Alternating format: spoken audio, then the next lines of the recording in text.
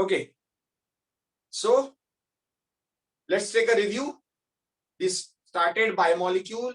Biomolecules are those molecules that participate in biological system. In fact, these are the molecules that makes the system living. क्योंकि यदि मैं आपसे सबसे छोटी unit की बात करूं तो that was cell. Am I right, doctors? Yes, sir. Okay. Yes, sir. The smallest unit of living being was cell.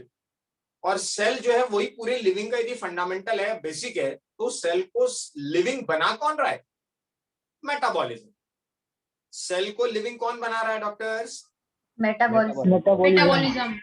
और मेटाबॉलिज्म परफॉर्म कौन कर रहा है? Cell.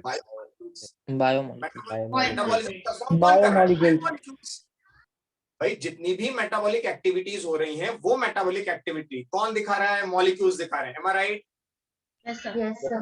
Perfect. तो वही बायोमॉलिक्यूल्स मैंने आपको पढ़ाना शुरू किया. पहले लिविंग वर्ल्ड बता दिया कि लिविंग वर्ल्ड क्या है, लिविंग वर्ल्ड की स्टडी कैसे की जाती है, हायरार्की क्या होती है, वो सब बताकर मैंने फिर आपको बताया नॉन लिविंग की हायरार्की, जिसमें atoms, electron, proton, neutron, atoms, molecule, compound, complex. वही बायोमॉलिक्यूल्स क्या हैं ये बताने के लिए मैंने आपको दो टाइप के मॉलिक्यूल्स बताए. That was macromolecule and micromolecule. Understood? What was Yes, macromolecules? What was macromolecules? Which are greater than 1000 delta. Molecular weight are greater than 1000. More than 1000 delta. Dalton. 1000 जो- delta.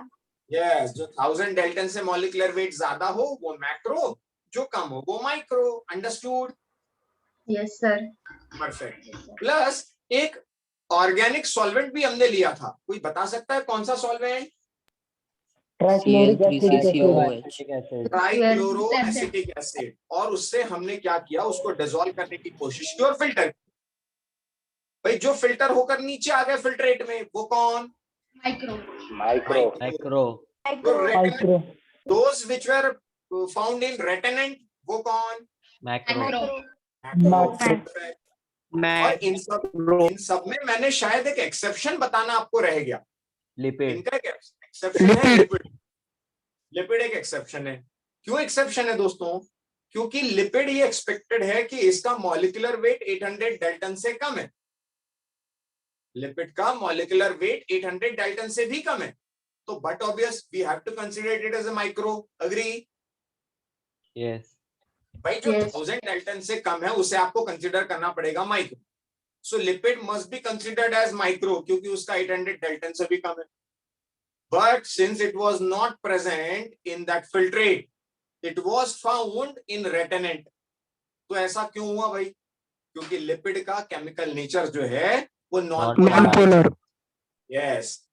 और नॉन पोलर होने की वजह से ये उस organic solvent में solubilise होकर नीचे नहीं आ पाया. Although the molecular weight is less than 800 dalton. So ये स्ट्रिक्टली मैक्रो भी नहीं है और माइक्रो भी कंसीडर नहीं हो पा रहा है just because of these two parameters. But statement wise NCERT कहती है कि lipid is not strictly a macromolecule, so has to be considered as micro if needed as per the options. Understood? Yes, sir. Ayan, Purav, Adit, Dhanesh, Ekta, Girish, Glory. Understood? Yes, sir. Yes, sir. Perfect. Yes, sir. Dr. Muhadikar. Dr. Muhadikar, understood? Yes, sir, absolutely. So what I'm expecting from you, ki wherever we wrote macro and micro and the difference, molecular weight, filtrate, retinant, you must note the exception. Lipid is an exception. I don't know मैंने लिखाया था या नहीं लिखाया था. लिखवाया था क्या मैंने? No, sir. No, sir. Lipid is an exception, and due to its non-polar nature, it was not present in filtrate. It was found in retinant. But for this reason only, it cannot be considered as macro. Okay, one hand is Sir, what is raised. Praveen, bolo. Sir, what is meant by non-polar? What is meaning by non-polar? Do you know polarity? Do you know? Praveen, No, sir. No, sir. polarity. अच्छा. NaCl, do you know? No, sir. अरे NaCl नहीं पता तुझे? अरे Sodium sodium chloride chloride. पता है तुझे? NaCl. Yes, sir. Yes, sir. वही तो पूछा मैंने हिंदी में तो पूछा यार. अब Na को और क्या बोलूं मैं हिंदी में? चलिए कोई बात.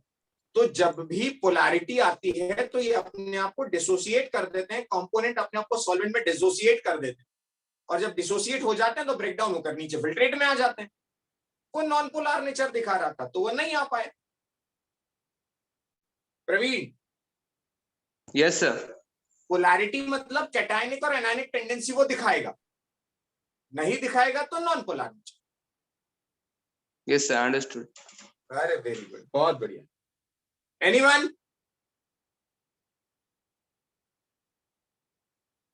You must note what? Lipid is an exception because it is less than 800 Dalton. Molecular weight is less than 800 Dalton. Even though it was not present in filtrate, it was found in retenant. Agree? Yes, sir. Perfect. So now we are going to start what? Proteins. Protein. Protein. Perfect. Pro means होता है बच्चों first. Pro means होता है first, primitive, like prokaryote. Pro means primitive, karyo means nucleus. Primitive type of nucleus, less developed type of nucleus is prokaryote. And protein particle जो बहुत primitive particle होगा. And yes, सबसे पहला particle यदि मैं आपसे कहूं तो वो प्रोटीन पार्टिकल ही डिस्कवर हुआ. क्यों? क्योंकि मेम्ब्रेन जिसने कवरिंग बनाई थी, वो इवोल्यूशन नेक्स्ट ईयर में आपको बताऊंगा कि कैसे एक मेम्ब्रेनस लेयर से धीरे धीरे धीरे वो सेल मेम्ब्रेन बन गई और लिपिड बाइलेयर का एक लेयर बना दिया उन्होंने. तो प्रोटीन एक ऐसा पहला पार्टिकल है जो लिविंग पार्टिकल के तौर पर कंसीडर होता है, क्योंकि वायरॉइड अदर देन प्रोटीन कुछ है ही नहीं, वायरस अदर देन प्रोटीन कुछ है ही नहीं. मतलब उनकी मशीनरी केवल प्रोटीन मशीनरी है. उनका अपना डीएनए आ रहे हैं तो नॉनसेंस है, मतलब ही नहीं कुछ, क्योंकि वो तब तक काम नहीं करेगा जब तक किसी होस्ट की बॉडी में ना पहुंच जाए. क्योंकि कहते हैं कि वायरस बॉडी के बाहर नॉन लिविंग है और किसी होस्ट में वो लिविंग है. इनफैक्ट वायरस और वायरियन, वायरस लिविंग पार्ट है, वायरियन नॉन लिविंग पार्ट. क्यों? क्योंकि वो बॉडी के बाहर है, होस्ट के बाहर है. होस्ट के अंदर होगा तो वायरस, होस्ट के बाहर होगा तो वायरियन. तो वो प्रोटीन कोटिंग के अलावा कुछ है ही नहीं. तो ऐसा पहला पार्टिकल कंसीडर किया गया दोस्तों, protein. Perfect. Got my point? Yes sir. Perfect. अब इसके बाद यदि हम बात करते हैं तो इसमें मैंने पॉइंट्स आपको लिखाना है. These are the polymers of Amino acids. amino acids. Perfect. Polymers of amino acid. Polymers of amino acid. Perfect. चलिए नोट लिख करते चलिए मेरे साथ ही नोट करना है. Point number 2.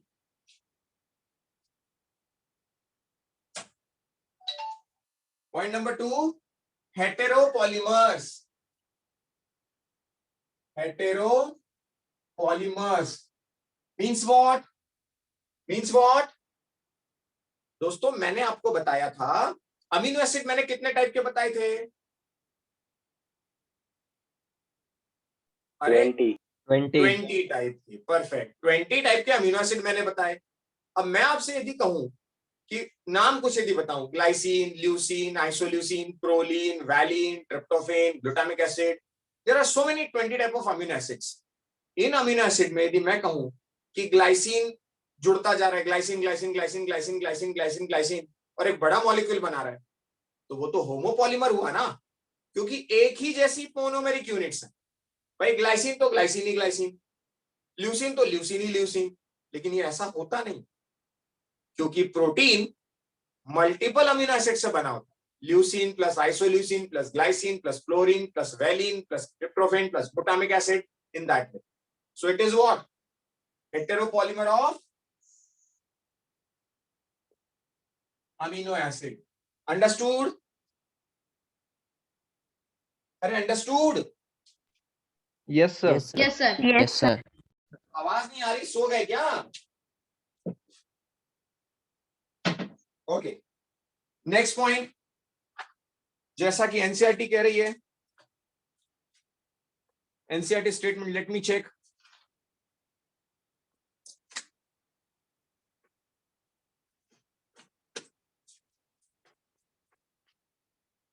Okay, chemically these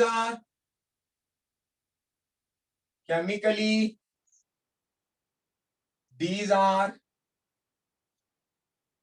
polypeptide. Chemically these are polypeptide. Polypeptide, poly means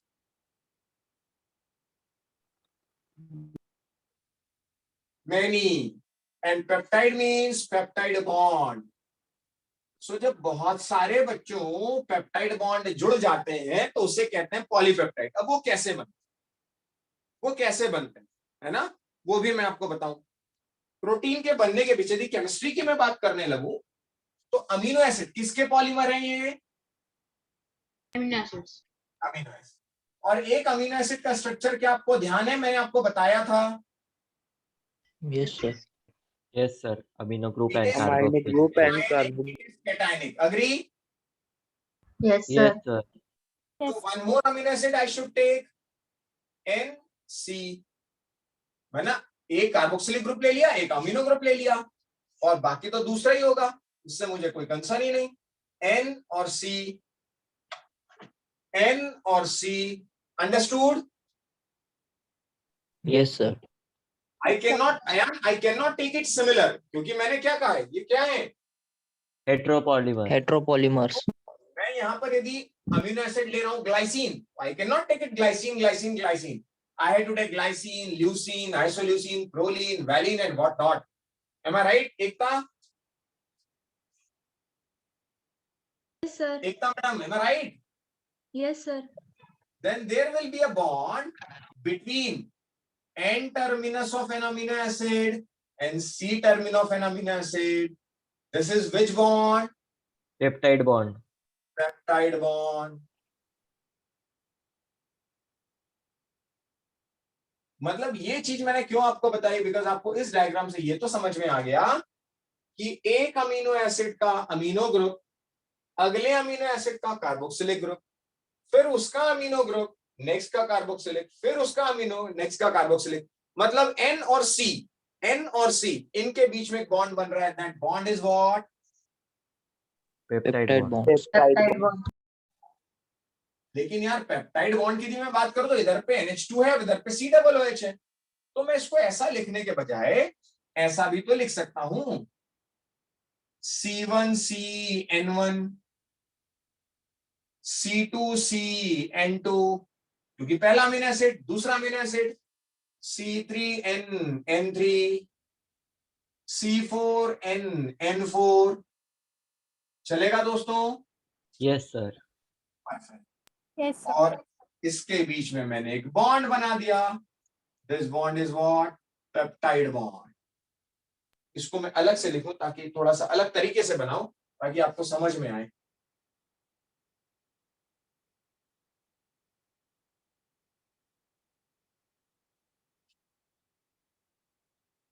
अलग type से लिखी, और कोई इसका मेरा उद्देश्य नहीं है, सिर्फ अलग टाइप से आपको दिखे इसलिए उसको मैं थोड़ा सा इस तरीके से बना। Understood? Yes, sir. So Yes, every time if you are attentively listening my class, every time NH2 and COOH, when it will bind with each other, I can remove water molecule. What do you think? Yes, sir. भाई इधर से COOH है, उसका आप यहाँ से 2 oxygen 1 hydrogen और यहाँ से 2 हाइड्रोजन, सो डेफिनेटली मैं एक वाटर तो निकाल ही सकता हूँ। Yes, sir. Agree? Yes, sir. Agree? Yes, So sir. every time when bond will be there will be what? Loss of H2O. water molecule, and that's why इसकी वजह से लिख रहे हैं therefore the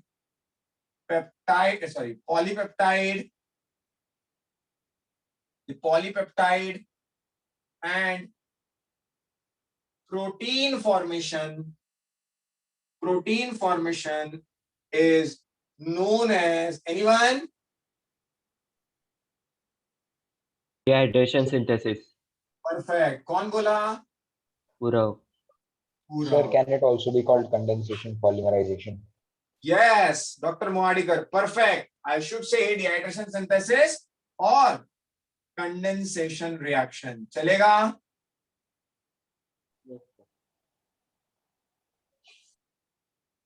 दोस्तों चलेगा क्या? अरे हाँ या ना? Yes, sir. Yes, sir. Yes, sir. Yes, sir. Yes, sir. तो बोलो बच्चों, जागते रहो थोड़ा यार, सो मत जाओ तुम लोग ऐसे, मजा नहीं आएगा इसमें।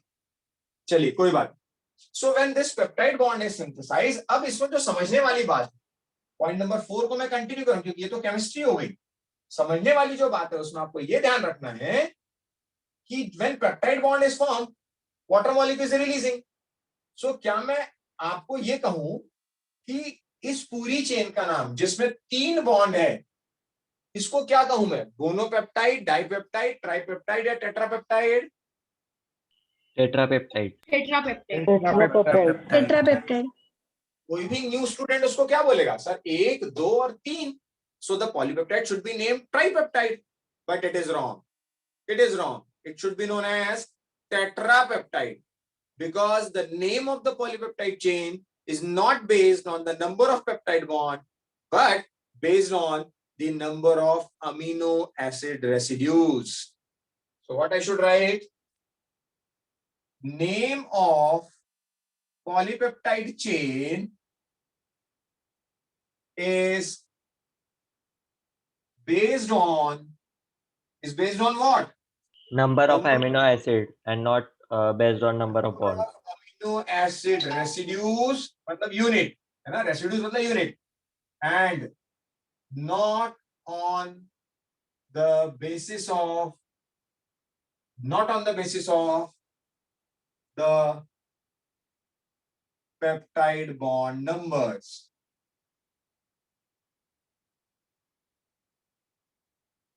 Understood? Yes, sir. Understood. So this should be named as what? Tetrapeptide. Tetrapeptide. Perfect. चुलबुल पांडे जी समझे कि नहीं समझे? समझे सर. समझे. जैदी साहब, आमिर जैदी. Yes, sir. समझे. गणेश तोडरवाल. Yes, sir. जयेश कंचन. Yes, sir.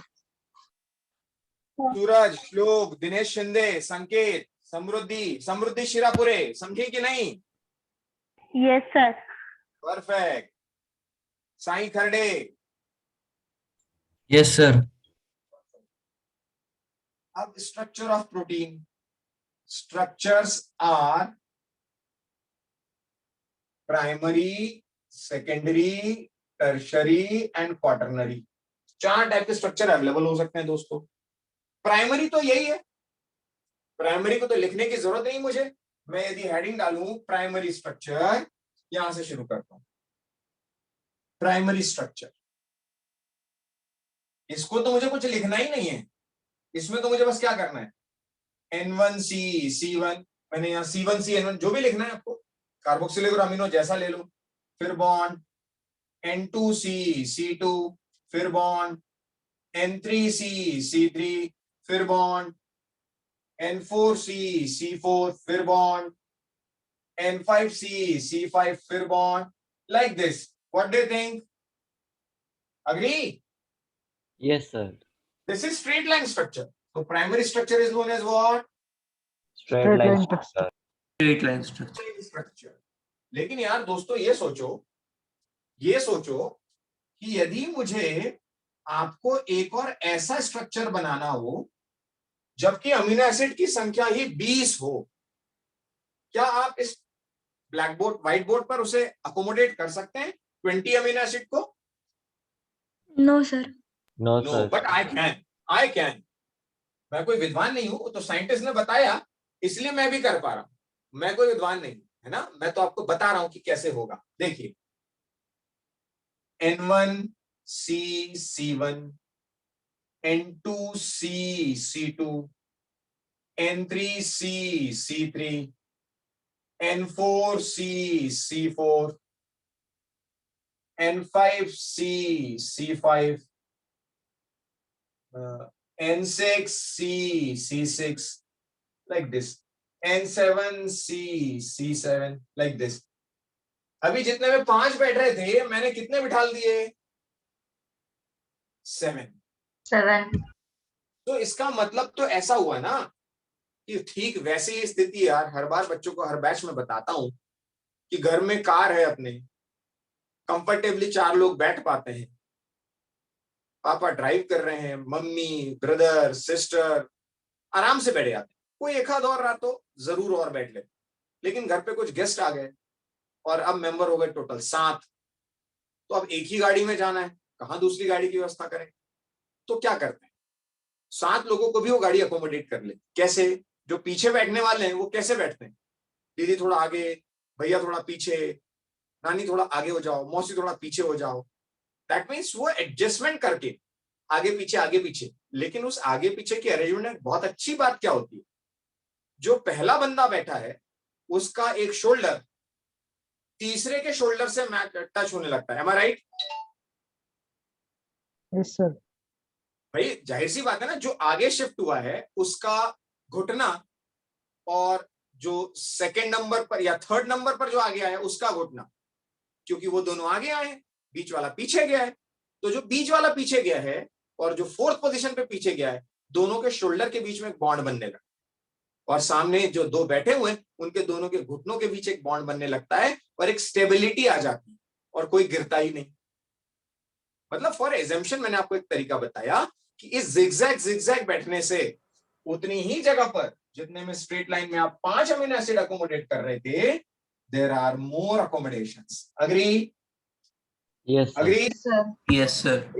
लेकिन मैं तो कहूं बात तो यहां खत्म हो ही नहीं रही है। यदि इससे भी ज्यादा हो जाए, ये तो कोई 6-7 अमीनो एसिड थोड़ी होते हैं, अरे कई सौ, so many hundreds of amino acid residues binds together and then they form protein. तो क्या करेंगे यार? Simple,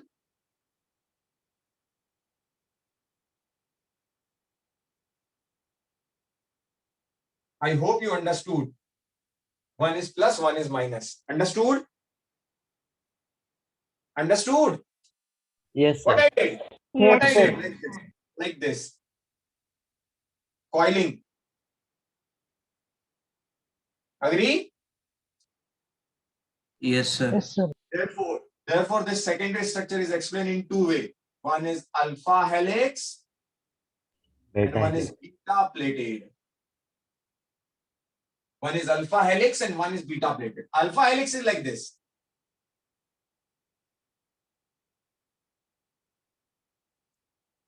Understood?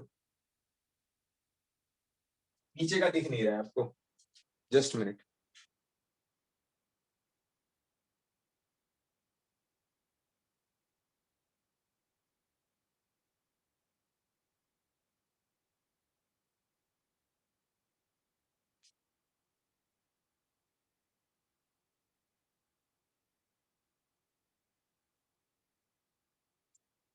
दिख रहा है दोस्तों? Yes, sir. Yes, sir. Perfect. So ये हुआ ये अल्फा हेलिक्स। मैंने क्या सिर्फ स्पाइरल कॉइल कर दिया जो उधर पे मैंने बनाया, लेकिन इससे भी ज्यादा कॉम्प्लिकेशन आने लगते हैं, क्योंकि इतना ज्यादा कॉइल हो जाता है तो फिर एक और स्ट्रक्चर बनता है, that is beta pleated sheet.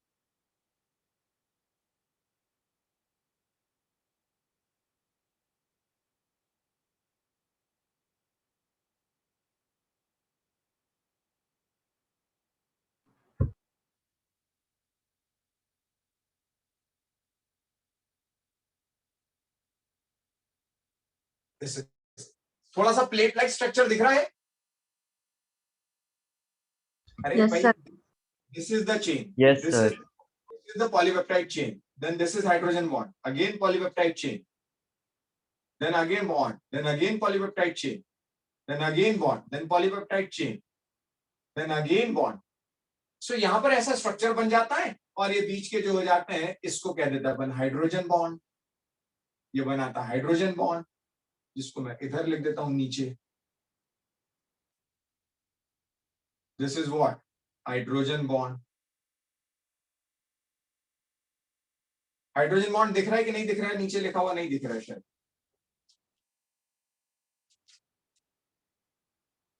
This is what? Hydrogen bond. Understood? Yes, sir. Understood? दोस्तों क्लियर हो रहा है कि नहीं हो रहा है? हो रहा है सर. सर सेकंड स्ट्रक्चर नहीं समझ रहे. भाई सेकेंडरी स्ट्रक्चर में कुछ नहीं करना है आपको. देखिए किसको नहीं समझा? स्वराज पांडे. अरे चुलबुल पांडे क्या ही नहीं समझ रहे हो? हैं? छोटी सी बात है, काहे नहीं समझ रहे हो?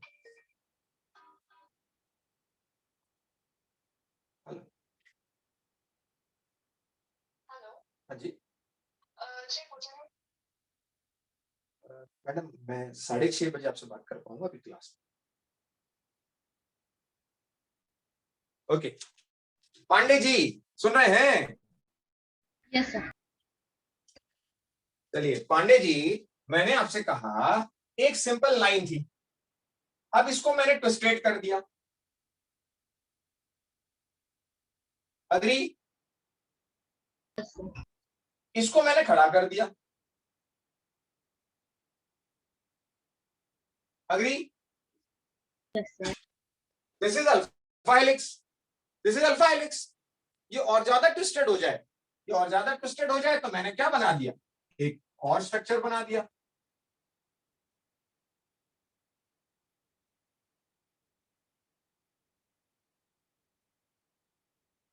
अग्री? Yes sir. बस सिंपल है, मैंने ज्यादा से ज्यादा अकोमोडेट करने के लिए हेलिक्स को एक और स्टेबिलिटी देने की कोशिश की. भाई इसमें केवल एक बॉन्ड था, कौन सा बॉन्ड? Peptide bond. विच bond? Peptide bond. Peptide bond. भाई जैसे ही मैंने सेकेंडरी बनाया तो सेकेंडरी के बीटा प्लेट में एक एक्स्ट्रा बॉन्ड आ गया, कौन सा? Hydrogen bond. Hydrogen bond. और हाइड्रोजन बॉन्ड की वजह से एडिशनल स्टेबिलिटी आ गई ना यार उसको, तो वो ज्यादा स्टेबल हो गया. Understood? Yes sir. Pandey ji understood? Yes sir. Yes. Perfect. चलिए आगे बढ़ते हैं बच्चों, टर्शरी स्ट्रक्चर की बात करते हैं. Tertiary structure. अब टर्शरी स्ट्रक्चर तो क्या ही बताऊं मैं आपको, चलिए कोशिश करता हूं.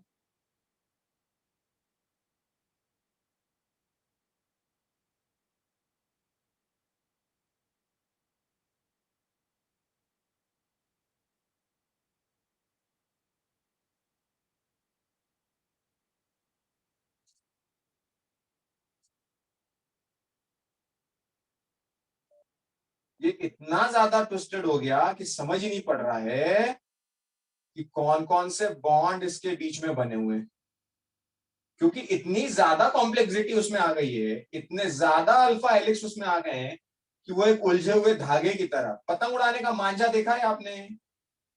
हाँ. Yes, sir. बस Yes, उस sir. पतंग उड़ाने वाले मांझे की तरह वो उलझ गया है, गांठ पड़ गई है उसमें, और अब वो सुलझने का नाम नहीं ले रहा है. तो इसका भी एक साइड मैंने बना दिया माइनस और एक साइड बना दिया मैंने प्लस, और इसके बीच में और कुछ बॉन्ड आ गए. हाइड्रोजन बॉन्ड आ गए प्लस डाइसल्फाइड ब्रिज आ गया, यानी इसके बीच में बन गया H बॉन्ड, इसके बीच में बन गया डाइसल्फाइड ब्रिज, और न जाने कौन कौन से बॉन्ड. यहां बन गया डाइसल्फाइड ब्रिज, इसके बीच में बन गया H बॉन्ड, इसके बीच में बन गया डाइसल्फाइड. यानी ऐसे कई सारे, जैसे ठीक बच्चों वो एक पतंग उड़ाने का धागा है, वो नीचे जमा होता जा रहा है, आप पतंग उड़ाते जा रहे हो, नीचे जमा होता जा रहा है, तो कैसा स्ट्रक्चर दिखेगा? वो रैंडम स्ट्रक्चर, टर्शियरी स्ट्रक्चर. वो रैंडम स्ट्रक्चर कौन सा स्ट्रक्चर है? Tertiary structure. Tertiary. Pandey ji समझे कि नहीं समझे कुछ? Yes sir. समझा. तो ऐसे स्ट्रक्चर को मैंने कह दिया टर्शियरी स्ट्रक्चर.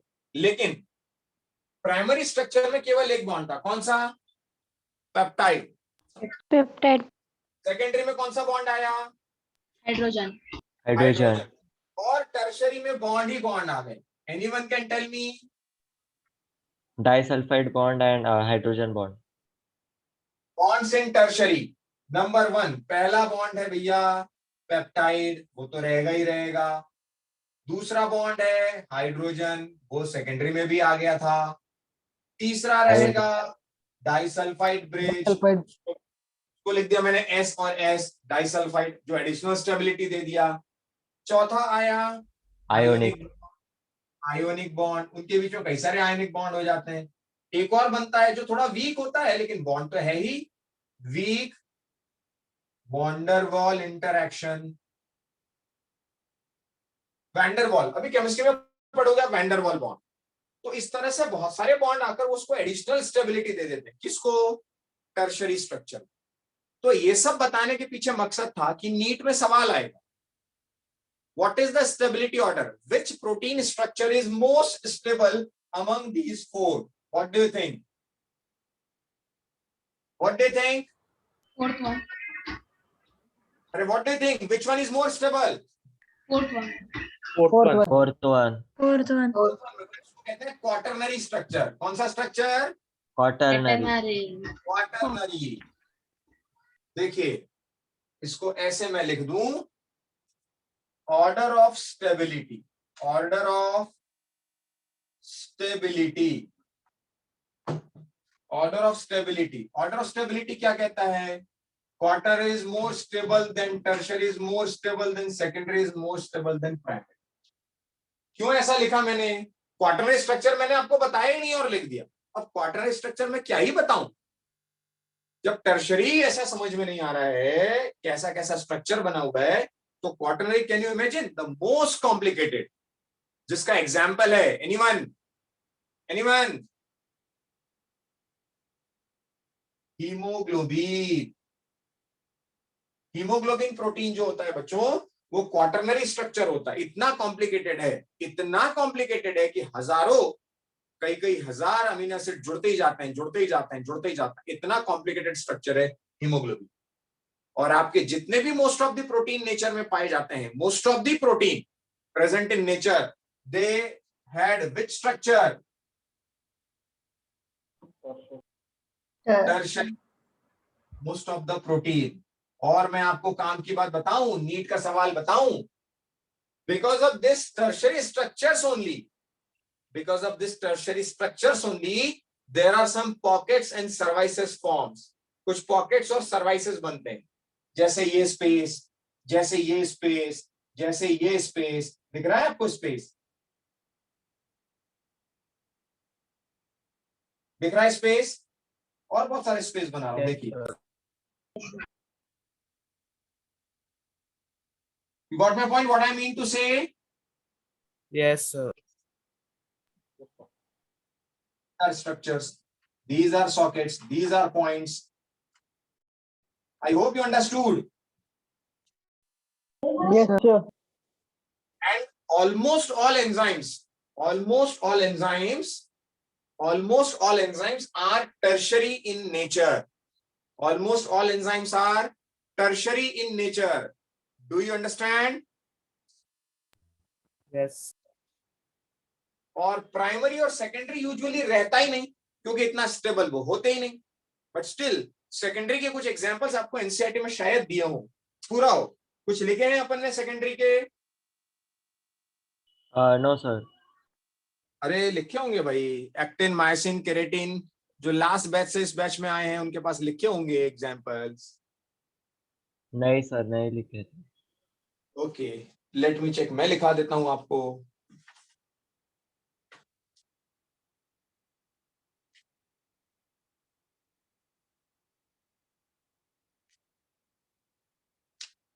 प्रोटीन्स में प्राइमरी सेकेंडरी मैं लिखवा दूं आपको। ओके, सेकेंडरी का keratin, myosin, keratin, myosin. Keratin मतलब हेयर में कौन सा है? केराटिन। केराटिन। मसल में कौन सा है? मायोसिन। अंडरस्टूड? अरे understood? yes sir yes sir. Yes, sir. बच्चों समझ में आ रहा है कि नहीं? मैं इतने मजे से आपको पढ़ा रहा हूँ, सारे एग्जांपल्स बता रहा हूँ। पांडे जी समझ आ रहा है कि नहीं आ रहा है कुछ? Yes, sir. समझ रहे हैं। श्लोक भाई, श्रावणी ठाकरे, सूरज, समझ आ रहा है कि Yes, नहीं? sir. रौनक, मयूर, मधुरा, Yes, sir. Sir. मधुरा गायकवाड़, आप एमए बैच में भी ज्वाइन की थी क्या? नहीं सर. अच्छा, क्योंकि उसमें आवाज ही नहीं आ रही थी आपकी मुझे. एनीवेज, ध्यान रखिए क्योंकि उसमें सिलेबस बहुत आगे चला गया है. मधुरा अभी समझ में आ रहा है? खुशी Yes sir. मैडम खुश हैं आप? अरे खुशी मैडम खुश हैं आप कि परेशान हैं आप? Khushi Ahire, am I audible? लो, आवाज ही नहीं आ रही आपकी यार. प्रवीण भाई, am I audible? Yes, sir. You audible.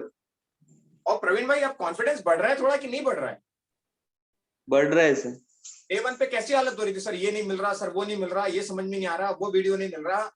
अभी सब सही चल रहा है? Yes, sir. धीरे धीरे चीजें सुधरती हैं, धीरे धीरे चीजें हम भी सुधरते हैं, और चीजों के साथ, वक्त के साथ साथ जब हम सुधरते जाते हैं तो हम सफलता की ओर बढ़ते जाते हैं. पूरा भाई ठीक कहा कि नहीं? हाँ सर, 100%. 100%. गलत तो मैं बोलता ही नहीं दोस्त कभी.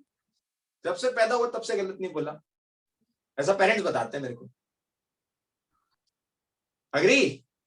Yes, पूरा भाई, sir. अरे यार बात Yes, नहीं कर रहे हो, तुम नाराज हो रहे हो. चलिए, नहीं सर. ये अंडर नोट कर लिया. Yes, sir sir. ये देखने में बहुत छोटा हो गया, आप इसके 2-3 फोटो निकाल के देख सकते हैं? 2-3 फोटो निकाल के भेजूं? क्योंकि सर आप बहुत छोटा छोटा लिख रहे हो, सब साइड साइड में लिख रहे हो ना, तो वो लिखने में प्रॉब्लम हो रहा है. कौन बोला भाई? टोडरवाल जी, कौन बोला? Yes, sir. मैं बोला. टोडरवाल जी, छोटा छोटा हो रहा है, बड़ा करके मैं लिखूं क्या? Yes sir. चलिए, मैं तो ये सोच रहा था कि मैं तो बहुत क्लियर लिख रहा हूं, मतलब मेरी तरह तो सुंदर कोई लिखता नहीं यार. टोडरवाल जी, सर अभी क्लियर. देखो अभी क्या स्थिति है? क्लियर है. सर बॉटम का नहीं दिख रहा है. चलिए कोई बात नहीं, हो सकता है थोड़ा सा नेटवर्क का इशू आ गया होगा, बट मैं कोशिश करता हूं टोडरवाल जी कि मैं और बड़ा बड़ा लिखूं. चलेगा? Yes sir. चलिए, तो अभी के लिए क्षमा करें मुझे, अभी के लिए इसको नोट कर लीजिए, बाकी मैं बढ़िया से सुंदर से फोटो भेजता हूं. Done? Thank you sir. Okay. Patil साहब समझ लगा? अरे पाटिल साहब समझ लगा कि आदित्य पाटिल, लो नाराज हो गए तुम लोग यार.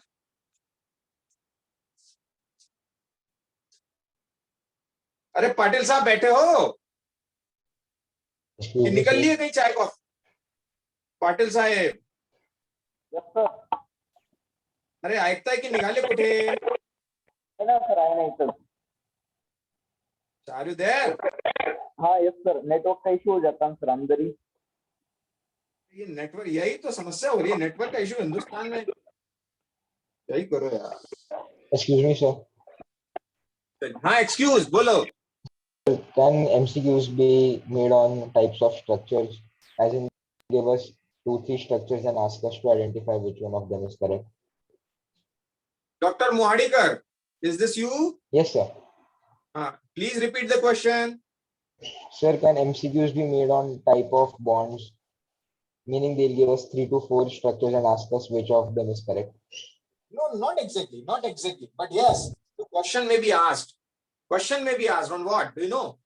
If I'm telling you that there are 5 water molecules are releasing, if in a protein formation, if 5 water molecules are releasing, what will be the name of the chain?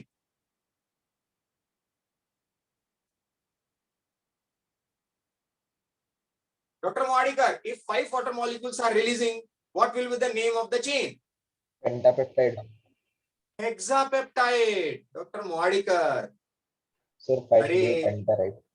Arey bhai, if 3 water molecules are releasing and the name is tetra, so how come is this possible if 5 water molecules are releasing and the name will be penta?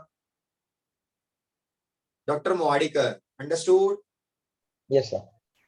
Another question will be, if based on stability, then what is the correct order of stability? Fourth. quaternary, Fourth, Fourth, two, tertiary, 2 are. secondary and primary. And the third question that you asked, that may be possible, that will be asked on which of the following bonds are present in secondary? Which of the following bond is present in secondary structure of protein? I'm giving the options. Hydrogen bond, disulfide bond, ionic bond, van der Waals interaction. Hydrogen bond. Hydrogen bond. Hydrogen bond. Hydrogen bond. Yes, this type of questions may be asked in NEET. और एक और सवाल आता है. Most of the protein and enzymes are catalytic in nature. If enzymes are catalytic in nature and all enzymes are protein except ribozyme, उसकी बात बाद में करेंगे. If all the enzymes are protein, then how they perform catalytic activity? क्योंकि जब वो tertiary structure को gain कर रहे होते हैं तो उनमें कुछ सर्वाइसेस और पॉकेट्स बन जाते हैं और वही उसकी एक्टिव साइट्स होती है, वही उसकी कैटालिटिक साइट्स होती है, जिसकी वजह से they perform catalytic activity. Doctor Muadikar, understood? Yes, Sir, sir. what is Fine. meant by catalytic activity? What is catalytic activity? Who asked? Junaid. Junaid भाई, ऐसा तो नहीं हो सकता कि 9th-10th में कैटालिसिस ही ना पढ़ा हो. What do you think? Catalysis मतलब होता है बेटा वो मॉलिक्यूल या वो सब्सटेंस जो रेट ऑफ रिएक्शन को बढ़ाता हो, और कैटालिटिक एक्टिविटी का मतलब रेट ऑफ रिएक्शन को बढ़ा के एज इट इज रिएक्शन से बाहर निकल जाना. हाँ सर, पढ़ा था 10. पढ़ा था लेकिन सब भूल गया था ना. सुना हुआ तो था तूने जुनैद, एम आई राइट? Yes sir. सुना था लेकिन सब सुना सुना था ना. क्या जुनैद भाई, सही कहा मैंने? अरे भाईजान सही कहा मैंने? Yes sir. ठीक. सैयद साहब थोड़ा सा पढ़ाई पे फोकस कीजिए, रीडिंग बढ़ाइए. Okay, you got the point? अरे बच्चों आगे बढ़े. Yes, sir. Yes, sir. So the most abundant protein in animal kingdom, do you know? Most abundant protein? Collagen. Collagen. कौन बोला? Purav. पूरा. और most abundant in plant? Rubisco. Rubisco. Rubisco. और Rubisco का मतलब है ribulose, bisphosphate, carboxylase, oxygenase. It is given in NCERT. Ribulose, bisphosphate, carboxylase, oxygenase. और collagen तो यार, do you know where collagen is? Do you know where collagen is? Yes, sir. Where it is? Sir, it Where is it found is? in. It is found in bones, muscles. Perfect. ये सब जो एक Skin. दूसरे से जुड़ा हुआ है ना दोस्त, ये सारा जो एक दूसरे से जुड़ा हुआ है, ये सब, इन सब के बीच में कोलेजन है. इसीलिए तो मोस्ट अबंडेंट है animal world.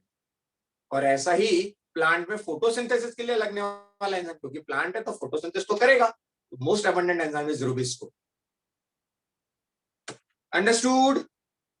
Yes, sir. Perfect. So ये प्रोटीन वाला पार्ट भी कंप्लीट हुआ बच्चों. Now we are going to start enzymes. मिटाऊं इसे? Yes, sir. Yes, sir. Totarwal ji, you got the image? Yes, sir. और अच्छा इमेज भेजना है कि is it okay? Okay, sir. Perfect. Okay मतलब मजबूरी में तो नहीं है. राजी खुशी बोल रहा है, नाराज तो नहीं है? Yes. No, sir. अरे पक्का नाराज तो नहीं है? नहीं, sir. चलिए, शुक्रिया. Should we start enzymes? Yes, sir. Yes, sir. Khushi, Ayaan, Jayesh Bagul, Jayesh Banjara. Yes, sir. Khushi madam, अरे खुशी मैडम आवाज ही नहीं दे रही हैं आप तो. हेलो सर, अभी आ रही है आवाज? जी बिल्कुल आ रही है, बिल्कुल आ रही है. आपकी अच्छी आवाज आ रही है. कहाँ चाय पीने चली गई थी आप? नहीं सर, क्या पता आ नहीं रही थी. मैं कभी की बात कर रही थी, आ नहीं रही थी सर. अच्छा चलिए, हम बोले खुशी नाराज हो गई क्लास में. खुशी कोई नहीं होगी तो क्या ही करें बच्चों, मिटाऊं? अयान शेख, अयान शेख मिटाऊं? Yes, sir. Ekta Wadnere, Dinesh Yes, Shinde, sir. Dinesh Shinde मिटाऊं? Yes, sir. Perfect perfect. Shinde ji समझ में आ रहा है कि नहीं आ रहा है? आ रहा है सर। मुझे कैसे पता लगेगा आपको समझ में आ रहा है? बोलो,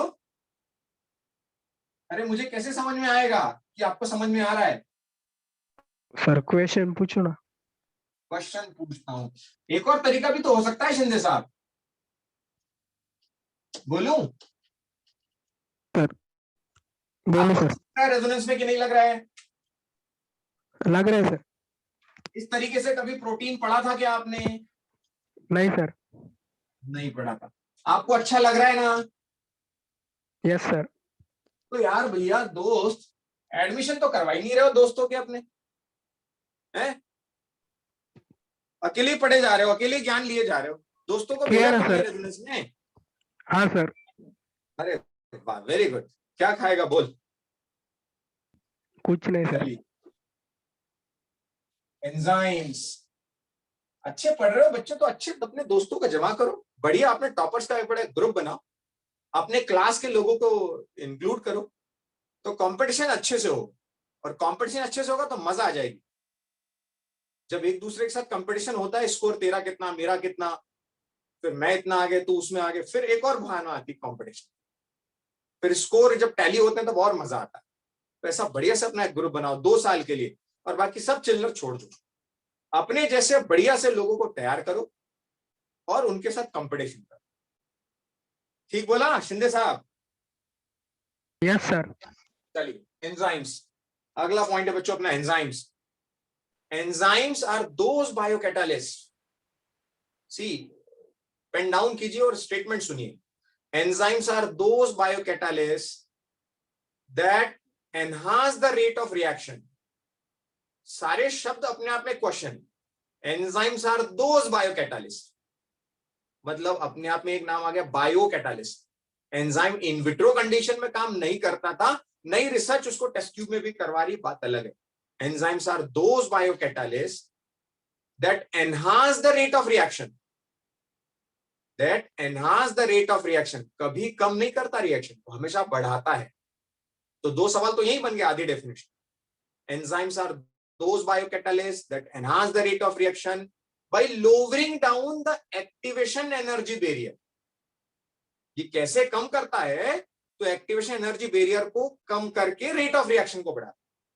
by lowering down the activation energy barrier and without disturbing the chemical equilibrium।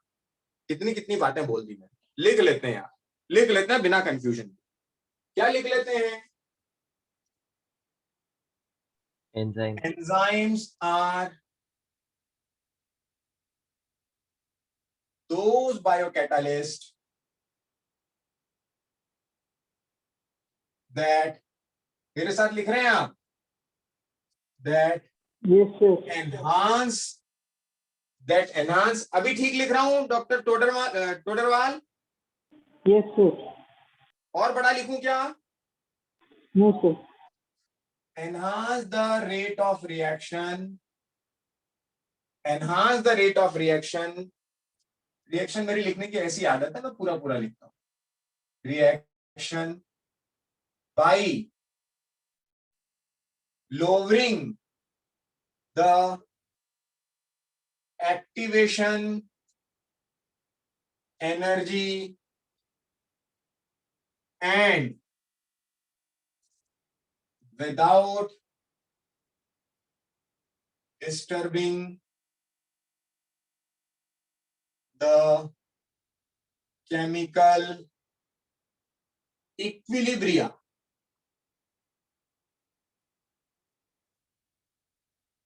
Doctor Todarwal, अभी काफी कोशिश की मैंने बड़ा लिखने की दोस्त, राइट? Yes sir. Perfect.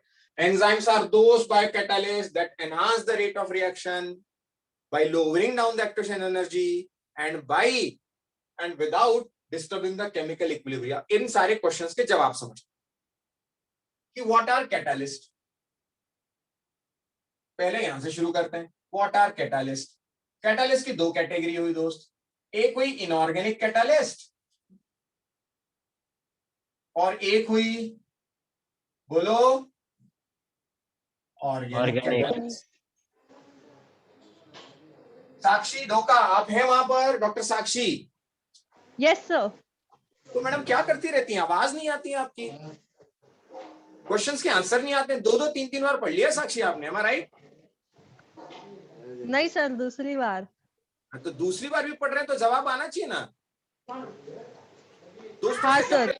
दोस्तों से फोन करवाते हैं आप, एडमिशन लेते नहीं है बच्चे। वो लिया उस आपकी सहेली ने एडमिशन लिया? नहीं सर, उसने डिप्लोमा में ले लिया। तो उसको समझाते। आप भी नहीं पढ़ रहे, उसको भी नहीं समझाया, कहानी खत्म कर दी। सर मैंने समझाया उसे। ऐसे समझाने से क्या, ऐसे दोस्त होने से क्या मतलब है? अब खुद अच्छे से पढ़ो ताकि आपकी प्रोग्रेस को देखकर तो वो समझे। राइट? Yes sir. चलिए, इनऑर्गेनिक कैटालिस्ट। इनऑर्गेनिक कैटालिस्ट का क्या कैरेक्टर है? Can survive on higher temperature. Can survive on higher temperature. जबकि ऑर्गेनिक कैटालिस्ट का क्या प्रॉब्लम है? कैन नॉट, मतलब end functional at body temperature. हमारा बॉडी टेम्परेचर कितना है? यदि ह्यूमंस की बात करूं तो 37 डिग्री। ओके, लेकिन यहां पर भी एक एक्सेप्शन है दोस्त। पूरा भाई बताएंगे? एक्सेप्शन बताएंगे? सर याद नहीं आ रहा। अरे यार पूरा, तुम क्या ही करोगे बेटा यार। हाँ सर याद है। Tag polymerase. पूरा बेटा, मजा नहीं आएगा, जिंदगी बहुत तकलीफ देगी यदि नहीं पढ़ाई की वक्त रहते। मैं कहता हूं तुमसे, वक्त रहते सुधर जाओ, क्या करना पड़ेगा? पढ़ाई कर लो। अरे क्या, वक्त रहते पेन रगड़ना पड़ेगा, वरना जिंदगी में एड़ियां रगड़नी पड़ेंगी। पूरा भाई समझे कुछ मेरी बात? हाँ सर समझा। हाँ, टैग पॉलीमरेज जो किस बैक्टीरिया से निकाला गया है? आइस। Thermus aquaticus. इस बैक्टीरिया का नाम है थर्मस एक्वेटिकस बच्चों। और बैक्टीरिया है, उसमें से ऑर्गेनिक कैटालिस्ट निकाला गया, एंजाइम निकाला गया, लेकिन ये सर्वाइव कर जाता है दोस्तों 90 डिग्री और उससे भी आगे तक। तो ये एक्सेप्शन है, अदरवाइज ऑर्गेनिक ज्यादा टेम्परेचर पे सर्वाइव नहीं करता। तो पहली चीज तो आधी लाइन में से ये समझा कि वो बायो कैटालिस्ट है। क्यों? क्योंकि ऑर्गेनिज्म में पाया जाता है, बायोलॉजिकल सिस्टम में पाया जाता है, इसलिए organic catalyst. Doctor Mohadikar understood? Ayan understood? Doctor Banjara yes sir. Understood बेटा? Yes. Tanuja Patil, Shravani Thackeray, Sanket Baste, yes sir. Understood? Okay sir. Doctor Shirapure? Yes doctor sir. Shirapure, समझ ले कि नहीं समझ लो? Yes sir. हाँ, चलिए आगे बढ़ते हैं। दूसरा, that enhance the rate of reaction by lowering the activation energy। Activation energy को कम करके कैसे एनहांस करता होगा? भाई सिंपल सी बात, किसी भी रिएक्शन को होने के लिए एक मिनिमम एक्टिवेशन एनर्जी तो लगेगी ना। Do you understand this? Agree with this? भाई मुझे यहां पर पढ़ाना है या इस पेन को बोर्ड पर चलना है, इसमें मिनिमम इंक तो लगेगी ना यार। अग्री? यस। भाई मैं जब पढ़ाने जा रहा हूं तो मुझे मिनिमम कुछ क्वेश्चंस के जवाब तो आने चाहिए ना, नहीं तो मैं कैसे ही पढ़ाऊंगा। तो मेरे लिए तो एक्टिवेशन, मैं और अच्छा कब पढ़ाऊंगा? पूरा साक्षी क्या लगता है, मैं अच्छा कब पढ़ाऊंगा? सर जब Every पेन response. में इंक वगैरह अच्छा होगा। अरे वो तो पेन चलेगा, मैं अच्छा कब पढ़ाऊंगा? जब हम आंसर्स जब देखेंगे। एक्टिव हो गए, हम एक्टिव आंसर हो देंगे गए तब। आप। यस, तो यार मिनिमम एक्टिवेशन एनर्जी तो दो मेरे को, तो ना मैं एक्टिव होऊंगा। यस और नो? Yes sir. तो यस वो सर। Yes, sir. वो मिनिमम एक्टिवेशन एनर्जी बैरियर यदि कोई कम कर दे, मान लेते हैं मैं पूछ रहा हूं सवाल, कोई जवाब ही नहीं दे रहा है, कोई जवाब ही नहीं दे रहा है, एक्टिवेशन एनर्जी बहुत ज्यादा लग रही है, अचानक कोई आता है डॉक्टर मुहाड़ीकर और एक सवाल का जवाब दे जाते हैं, तो मेरी एकदम से एक्टिवेशन एनर्जी कम कर दी ना उन्होंने, मैं एकदम से एक्साइटेड हो गया। यस और नो? Yes sir. यस और नो? ग्लोरी, ग्लोरी अंडरस्टूड बेटा? Sir yes sir. Sai Kharde understood? Yes, sir. तो एंजाइम क्या करता है, उस एक्टिवेशन जो एनर्जी लगने वाली है उसके लेवल को ही कम कर देता है, और जैसे ही उसका लेवल कम हुआ एंजाइम एक्टिवेट स्टेट में आ जाता है और तुरंत रेट ऑफ रिएक्शन को बढ़ा देता है। जो रिएक्शन 10 मिनट में होने वाली थी वो 5 ही मिनट में हो जाती है। परफेक्ट। यस और नो? Yes sir. मैंने पूरा मैं पिछली बार एक एग्जांपल दिया था आपको, अपन पढ़ नहीं रहे हैं, अपनी एक्टिवेशन एनर्जी ज्यादा लग रही है, पिताजी आए और एक झन्नाटेदार तमाचा चिपका दिया। अब रेट ऑफ रिएक्शन बढ़ जाएगी कि घट जाएगी? बढ़ जाएगी। वो जो पिताजी का तमाचा लगा उसने किसका काम किया? एंजाइम। रेट ऑफ रिएक्शन बढ़ गई ना। परफेक्ट। शीर्षद साहब, प्रवीण भाई समझे कि नहीं? यस सर, समझा। परफेक्ट। मयूर वारे साहब, मयूर दादा समझ ले कि नहीं समझ लो? Yes, sir. परफेक्ट। चलिए आधी लाइन और हो गई। अब आगे है without disturbing the chemical equilibrium. यार एंजाइमेटिक रिएक्शन होती है जब एंजाइम और सबस्ट्रेट जुड़ते हैं तो ये बनाते हैं एंजाइम सबस्ट्रेट कॉम्प्लेक्स, और ये बनाता है दोस्तों प्रोडक्ट। क्या बनाता है? प्रोडक्ट। अब यदि मैं आपसे कहूं कि यहां पर ये मान लेते हैं एक्स अमाउंट था 25 ग्राम्स, सबस्ट्रेट का पहले था 25 ग्राम्स और रिएक्शन के बाद प्रोडक्ट का भी आता है 25 grams. Law of mass action पढ़ा है क्या आपने? नहीं पढ़ा होगा, कोई बात, इतना तो 10th में पढ़ा होगा। यदि इधर पे एक्स अमाउंट है रिएक्टेंट का, उधर पे एक्स अमाउंट है प्रोडक्ट का, तो एंजाइम गया कहां फिर? एंजाइम ने कुछ नहीं किया भाई, एंजाइम ने कुछ भी नहीं किया, बस रेट ऑफ रिएक्शन को बढ़ाया और वैसे के वैसे बाहर निकल गया। पिताजी ने झन्नाटेदार तमाचा लगाया, पिताजी चल दिए ऑफिस। क्या हुआ? सब वहीं के वहीं, मम्मी भी वही है, बेटा भी वही है, दीदी भी वही है, एंजाइम काम करके चल दिया, लेकिन रेट ऑफ रिएक्शन को बढ़ा गया। Understood? Understood? Yes Yes, sir. sir. Yes, sir. Yes, sir. Yes, जल्दी sir. समझते हो? पिताजी के नाम से बड़े जल्दी समझते हो तुम लोग यार, बहुत ही बढ़िया। तो ये पूरी डेफिनेशन क्लियर हो गई? Yes sir. Yes, sir. Definition clear हो गई? Yes, sir. Yes sir. Yes sir.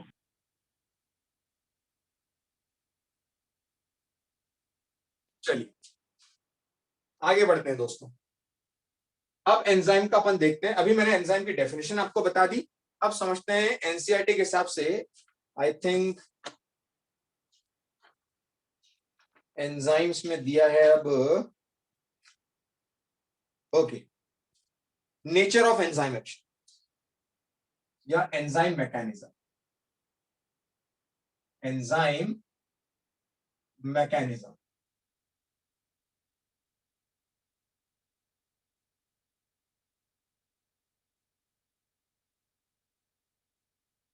Enzyme की मैकेनिज्म को एक ग्राफ से समझाया गया आपकी एनसीईआरटी में, मैं भी वही कोशिश करता हूं।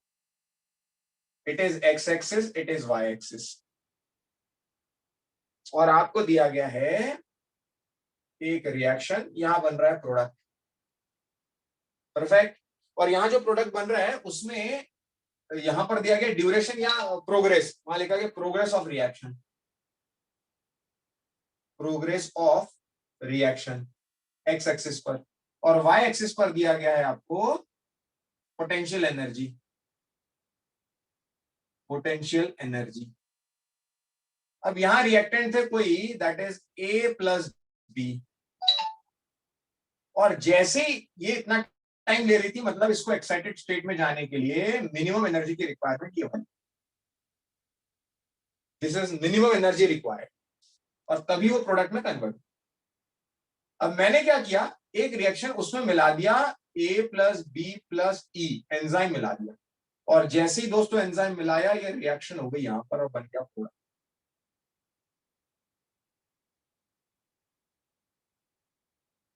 यानी जो एक्टिवेशन एनर्जी बैरियर था वो नीचे आ गया। पहले इतना समय लग रहा था, वो इतना यहां करने के लिए 10 मिनट लग रहे थे, और ये 2 ही मिनट में रिएक्शन पूरी हुई। तो ये जो 10 मिनट से 2 मिनट का डिफरेंस आया, ये कैसे आया? उसने रेट ऑफ रिएक्शन को बढ़ाने के लिए एक्टिवेशन मिनिमम रिक्वायर्ड एनर्जी का लेवल ही कम कर दिया। और ये कम कैसे किया दोस्तों? बाय प्रोवाइडिंग, पहली बात तो लोअरिंग, ऐसे समझते हैं स्टेटमेंट को, देखिए इसका पूरे का मतलब क्या है, enhance the rate of reaction. Agree? अरे agree? Yes, sir. Yes, sir. Yes, sir. by lowering activation energy. Agree? Yes, Yes, sir. sir. Yes. by providing catalytic site. By providing catalytic site. और ये catalytic site कौन से structure की वजह से बन रहा था? प्राइमरी, सेकेंडरी की टर्शरी? Tertiary, perfect. और ये एंजाइम का स्ट्रक्चर होता है बच्चों कुछ इस तरह से। एक एंजाइम का स्ट्रक्चर बताऊं और कैटालिटिक साइट में बताऊं, उसको इस तरह से देखते हैं,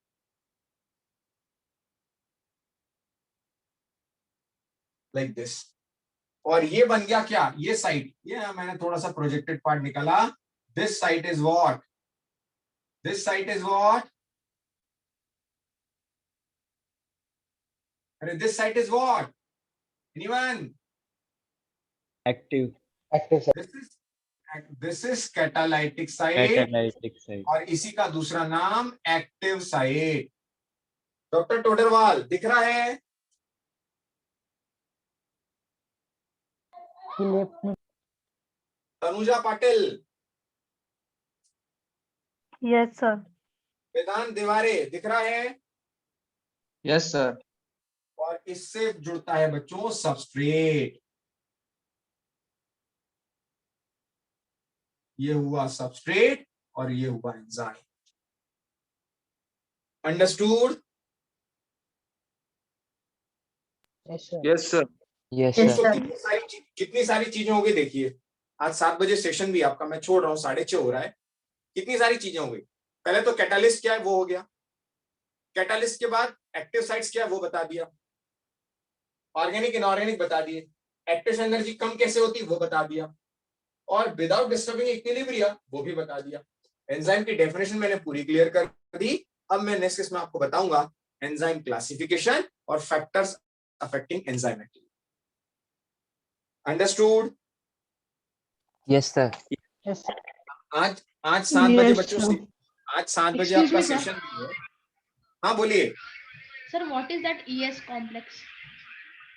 ES complex, enzyme substrate complex.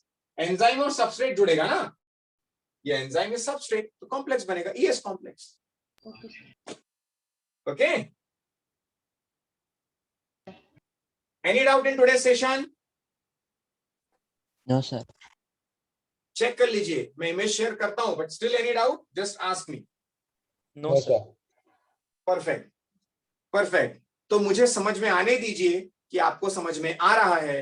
वो तब होगा जब मुझे पता लगेगा कि सर मैं तो इसलिए ज्वाइन कर रहा हूं क्योंकि मुझे पूरव ने बताया, मुझे मयूर ने बताया, मुझे खुशी ने बताया, मुझे अयान ने बताया, अच्छा पढ़ा रहे हैं रेजोनेंस, तो मैंने ज्वाइन किया। और दूसरा, आपके मार्क्स, हर टेस्ट में मार्क्स बढ़ते जाएंगे तो मैं समझूंगा अच्छा पढ़ा रहा हूं या आप अच्छा पढ़ रहे हो, और नहीं तो सब बेकार।